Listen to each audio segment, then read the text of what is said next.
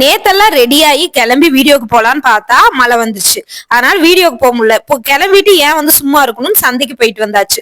So இன்னைக்கு வந்து என்ன பண்ணானா கொஞ்சம் நேரத்திலேயே வீடியோக்கு கிளம்பிட்டேன். வந்து பாத்தீங்கன்னா ஈவினிங் ஒரு 4 மணி போலயே வீடியோக்கு கிளம்பிட்டேன்.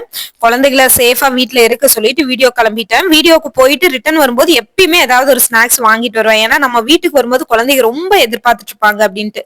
உள்ள வரும்போதே வந்து பாத்தீங்கன்னா என் கையில இருக்கு என்ன இருக்குன்னு எதிர்பார்ப்பாங்க. சோ ஏதாவது வாங்கிட்டு வரலாம்னு நினைச்சிட்டு வந்தா, ஆனா போன் பண்ணி சொல்லிட்டாங்க நீ வீடியோ எடுத்துட்டு இருக்கும் போதே எனக்கு வரும்போது பீஸா வாங்கிட்டு வாங்க. பீஸா வந்து பாத்தீங்கன்னா ஆக்சுவலி எப்ப சாப்பிட்டதுன்னா என் பொண்ணு பப்ளிக் எக்ஸாம் முடிச்ச அன்னைக்கு நாங்க சாப்பிட்டது.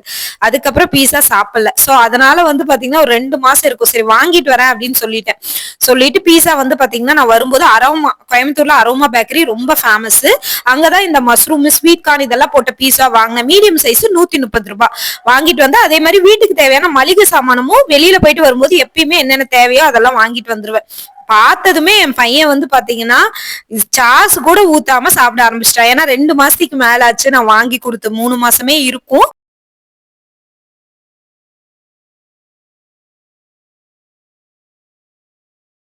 பீஸா எல்லாம் அன்ஹெல்தி தாங்க. ஆனா குழந்தைங்க ஆசைப்பட்டு கேட்கும்போது 3 மாசம் 4 மாசத்துக்கு ஒருக்கா தான் வாங்கி கொடுக்குறேன்.